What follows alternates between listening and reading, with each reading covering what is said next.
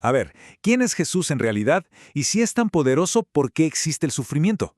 Miren, estas son dos de las preguntas más profundas que hay, y hoy vamos a sumergirnos en las respuestas que ofrece nuestro material de origen. Así que, empecemos. Todo arranca con una pregunta que Jesús hizo hace 2000 años, pero que increíblemente sigue súper vigente. Les preguntó a sus discípulos, oigan, ¿quién dice la gente que soy? Y esa pregunta, en el fondo, revela un problema que llega hasta nuestros días, una enorme confusión sobre su verdadera identidad. Las respuestas que escuchó en ese momento, pues la verdad es que se parecen muchísimo a las de hoy en día. Para algunos es un gran maestro, para otros un profeta, un ser iluminado, incluso, y esto es curioso, hay quienes lo ven como una especie de genio cósmico que está ahí para cumplir deseos. Son ideas muy populares, pero como vamos a ver, el material de origen argumenta que se quedan muy cortas. Pero en medio de toda esa confusión, uno de sus discípulos, Pedro, da una respuesta que lo cambia absolutamente todo. Y esto es crucial, ¿eh? Según la fuente, su respuesta no fue una simple opinión personal, sino que fue una revelación divina, el verdadero punto de partida para entender de verdad quién es Él. Entonces, para despejar toda esa confusión, el material de origen construye la identidad de Jesús sobre tres verdades que son fundamentales. Vamos a ver cuáles son. Estos tres pilares, que se extraen del Evangelio de Juan, son la base de su identidad. No es solo un maestro o un profeta, es Dios, es el Creador y es la fuente misma de la vida.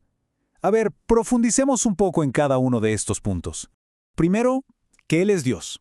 ¿Y qué significa esto? Pues que es eterno, que existía desde antes de todo. La implicación de esto es enorme. Al estar fuera del tiempo, conoce nuestro pasado, nuestro presente y nuestro futuro. Según esta enseñanza, confiar en Él significa entregar el pasado a su perdón, el presente a su guía y, claro, el futuro a su cuidado.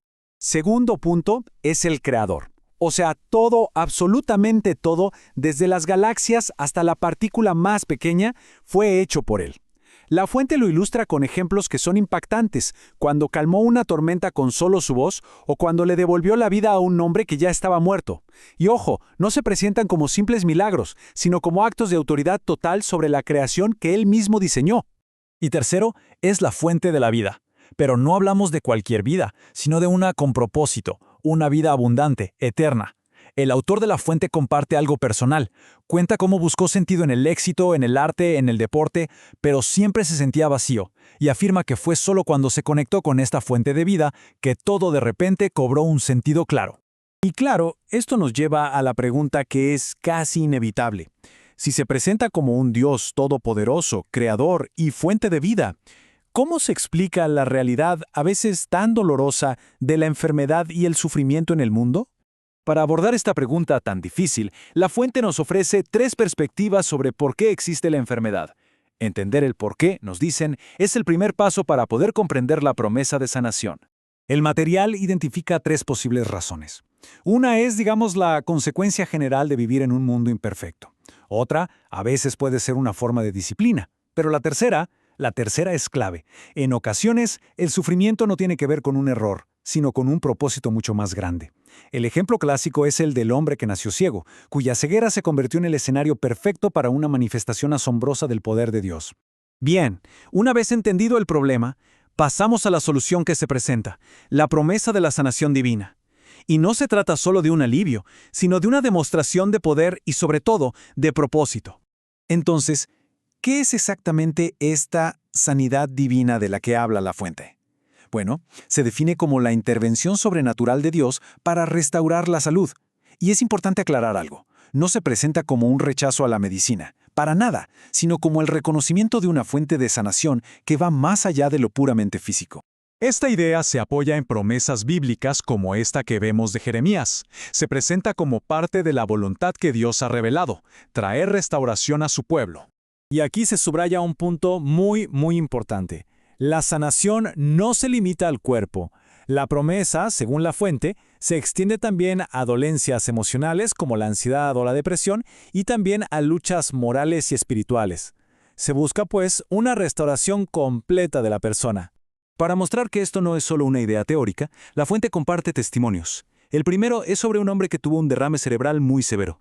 Los médicos, la verdad, tenían un pronóstico bastante sombrío, pero después de la oración se recuperó por completo y hoy hoy estudia activamente las Escrituras. El segundo caso es el de una mujer con un diagnóstico de un cáncer muy peligroso.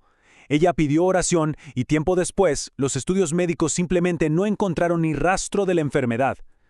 Estos ejemplos se presentan como pruebas de un poder que, según se argumenta, sigue activo hoy. Pero aquí viene el giro. Según las fuentes, recibir la sanación no es el objetivo final. El verdadero punto es la respuesta que esa sanación provoca en la persona.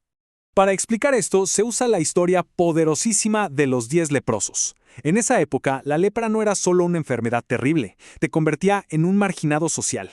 Jesús los sanó a todos, a los 10, devolviéndoles no solo la salud, sino básicamente la vida entera.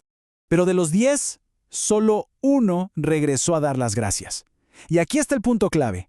Los 10 recibieron sanidad física, sí, pero solo el que volvió con un corazón agradecido recibió algo muchísimo más profundo, la salvación. La enseñanza es clara, la sanación era el medio, pero la relación con el sanador era el verdadero objetivo. Esta es la pregunta que el autor de La Fuente le hizo a un joven al que estaba aconsejando, y es una pregunta que va más allá de la sanación física y nos confronta a todos. Cuando recibimos una bendición, ¿qué hacemos con ella? Así que el punto crucial es este: conocer la verdadera identidad de Jesús y experimentar su poder sanador no es para simplemente volver a la misma vida de antes. No, es una invitación a una vida completamente nueva, una vida definida por la gratitud y por un propósito renovado. Y así, el material de origen nos deja con una reflexión final. Ante esta presentación de identidad y este poder sanador, la pregunta fundamental no es ¿qué puede hacer Dios por uno?, sino más bien, ¿cómo respondemos nosotros ante ello?